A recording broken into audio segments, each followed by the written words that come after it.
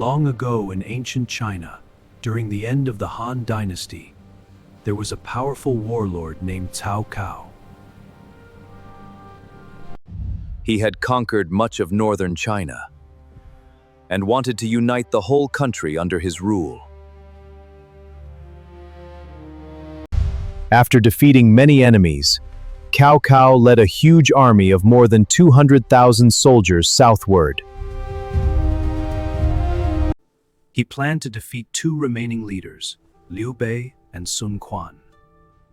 Liu Bei knew that his army was too small to fight Cao Cao alone. We must find another way. He sent his advisor, Zhuge Liang, to meet Quan and persuade him to form an alliance. After careful discussion, Quan agreed. Our alliance is forged. Together, we are stronger. Together, they prepared to face Cao Cao.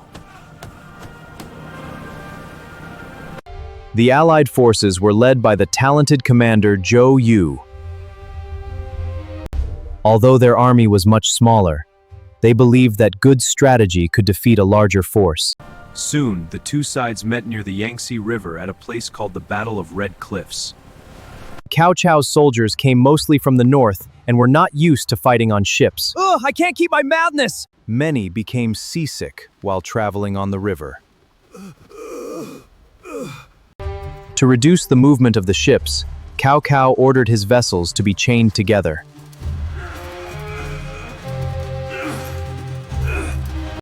This made it easier for his soldiers to stand and move around. However, this decision created a dangerous weakness.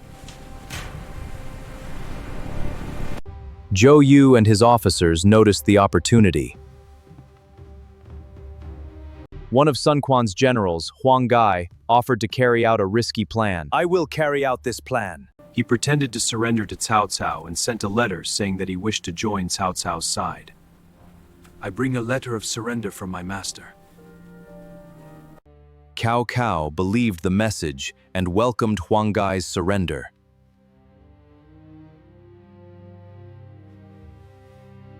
On the chosen day, Huang Gai sailed several ships toward Cao Cao's fleet.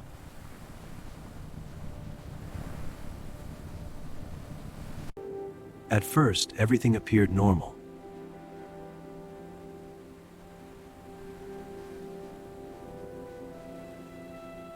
But the ships were filled with dry wood, oil, and other flammable materials.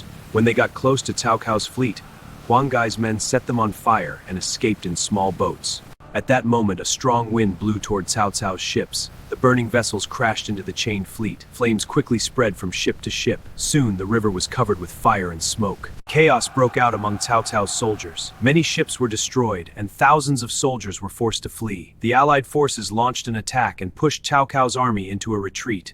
The Battle of Red Cliffs became one of the most famous battles in Chinese history.